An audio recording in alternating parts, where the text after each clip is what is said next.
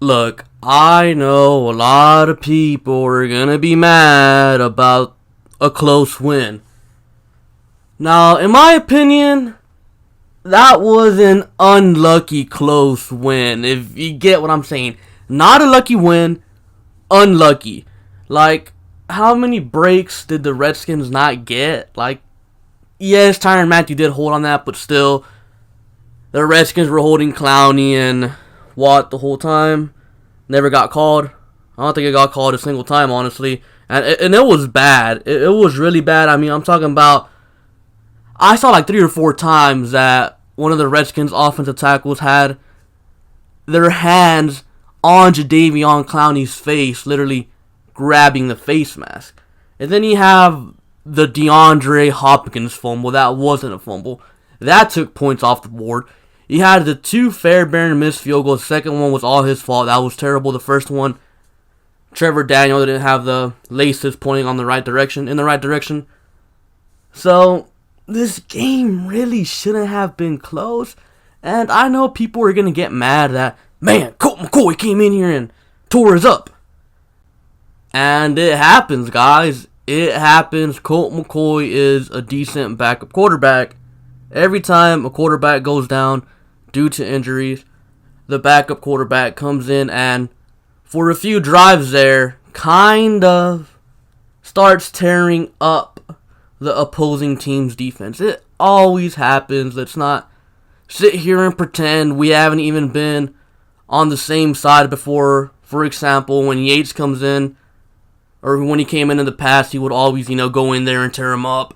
Like, every time a backup quarterback goes in there, unless he's totally abysmal, he's gonna, do some damage in the first few plays until the defense finally adjusts.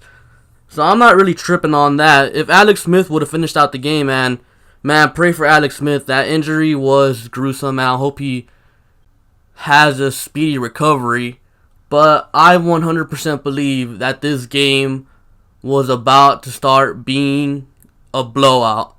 But Alex Smith got hurt. Their defense rallied. And Colt McCoy did what backup quarterbacks do the first few drives. I mean, literally, the only times he scored were on his first 2 drives. And, yeah, I wouldn't really be pissed about this game. Yeah, it was another close win. I hate them, but, it is what it is. The Texans finally beat a good team, I guess you could say. Now they move on to play the 5-5 Tennessee Titans. But, let's talk more about the game. Let's, evaluate the players. Deshaun Watson started off red hot early on. I was like, damn, Deshaun. And then he just stopped. He was just out for some reason rattled. I don't know. He was just missing open players. He just didn't look right. The first interception threw right into triple coverage. I mean, he's got to play better. He's got to improve. He's still young. He will get better. He will improve. I'm not worried about that. But, yeah, Deshaun definitely deserves some blame. O-line, pass blocking wise, I'd say, could have done way better. Run blocking wise, I thought they did a pretty damn good job. Surprisingly, the run game was actually there today. And keep in mind, this was a very good Redskins run defense. They didn't do it against some scrub run defense. They actually had success against a dominant run defense. And hopefully that continues moving forward. Wide receivers, I thought D-Hop played a pretty good game. Demaryius Thomas was non-existent. Kiki had a hell of a game as well. Tight ends, Akins was pretty much the only one out there really with the big plays, which is surprising because Akins has been non-existent up to this point. Ryan Griffin had a terrible block. The guy shouldn't be in the game, man. He literally got Watson sacked, and I think from that point onward was when Watson was really, really rattled. So, yeah, Ryan Griffin shouldn't be out there pass blocking. Literally, Thomas, I think he had a few catches, but I think Akins made the bigger impact today.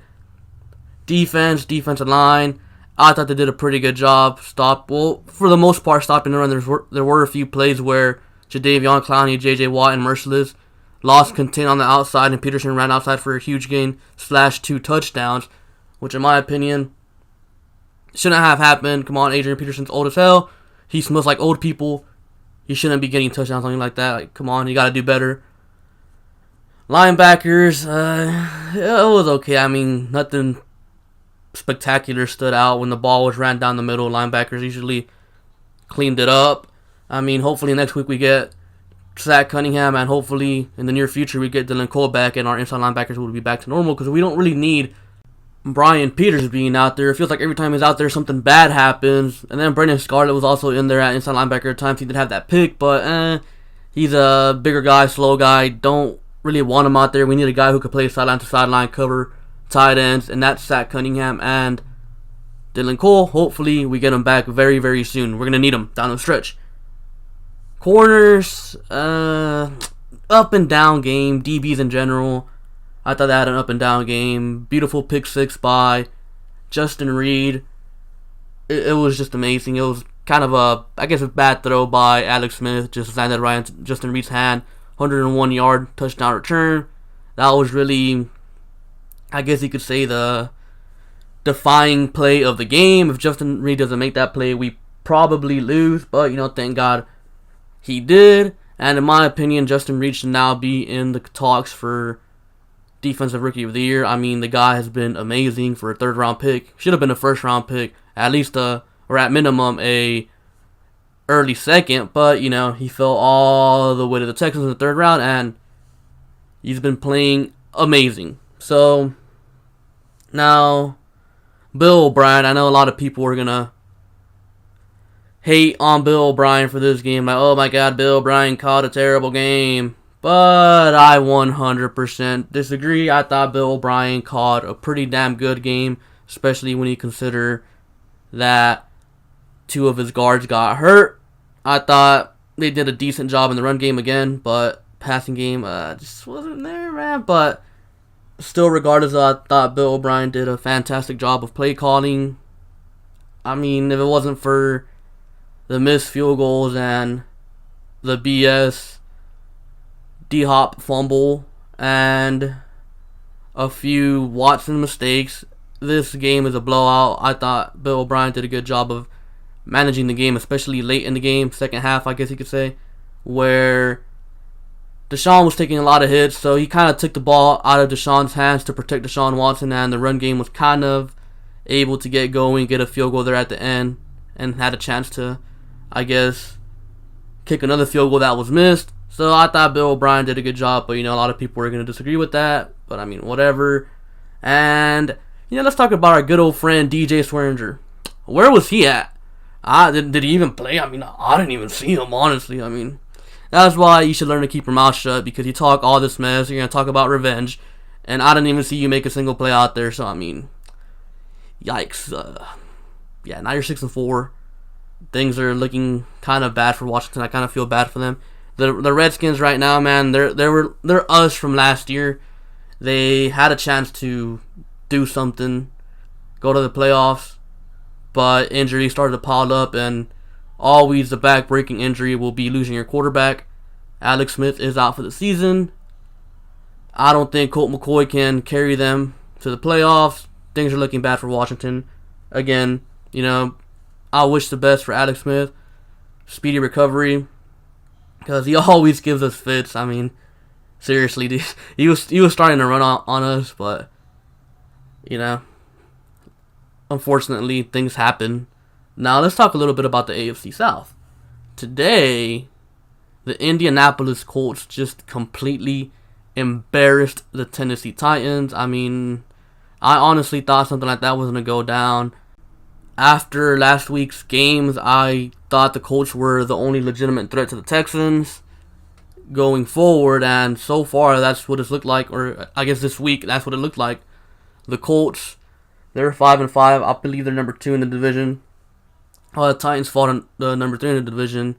Mariota has another injury, not entirely sure what that is, not entirely sure what they'll do moving forward, but now next week versus the Tennessee Titans, the Texans are 7-3. The Titans are 5-5. I do not know if Mariota will play. I'm going to go out and say he is going to play, but I just honestly do not know if he will play. But if the Texans manage to beat the Tennessee Titans, the Titans will go to 5-6, and the Texans will advance to 8-3. At that point, the Texans would probably just eliminate the Titans out of the playoff contention at 5-6. I cannot see the Titans crawling out of that. And then 2 weeks after that, the Texans play the Colts in Houston as well. The next 3 games are actually in Houston against Tennessee, Cleveland, and Indianapolis. They're all in Houston, so the Texans definitely, I guess you could say, have some help there. If the Texans take care of the Colts at home, which won't be easy. None of these 3 games are going to be easy because even the Cleveland Browns are a better team than their record indicates. They have a lot of talent, so the Texans are going to have their hands full for these next 3 games. They have to get the job done. If they beat Indy, considering, they win against Tennessee and Cleveland, they'll most likely eliminate Indy from playoff contention because, well, maybe not playoff contention, but at least from the division, because the Texans will be 10-3 if they win these next 3 games. And the Colts, well, they'll have 6 losses, and there's no way they can win enough games to overthrow the Texans, and the Texans will have the head-to-head tiebreaker over them. So, things are looking very good for the Texans.